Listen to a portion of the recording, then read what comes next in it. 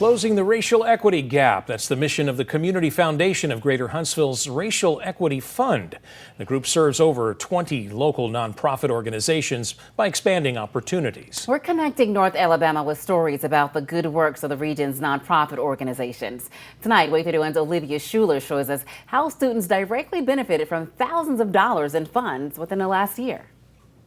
3 students, all with different backgrounds and stories. One thing they have in common, they're involved in nonprofit organizations that are supporting them in their future endeavors. One student tells us she always wanted to work with mothers and babies, but one program called the Cap and Gown Project supported her educational goals, getting her on a path that will lead her to college and beyond. I wanted to be in Cap and Gown because it would help me, prepare for my ACT.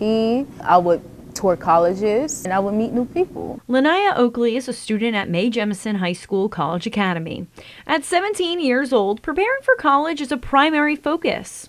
When I graduate high school, I plan to continue at UH and obtain my RN, then work for a year as a labor and delivery nurse. Ultimately wanting to work as a certified nurse midwife.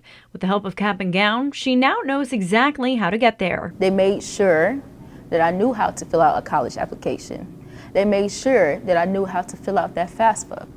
They made sure that I was picking the right college based off how far away it is, how much does it cost, does it cater to what I'm trying to do in life. And for Jeremiah McDowell, he needed that type of guidance. It took a lot because my GPA isn't the best, my standardized scores aren't the best. With the help of the Cap and Gown Project, he's turned a page. I never really thought I would be where I am today without them. And will soon start a new chapter. At the moment, I kind of plan on majoring in communications at A&M.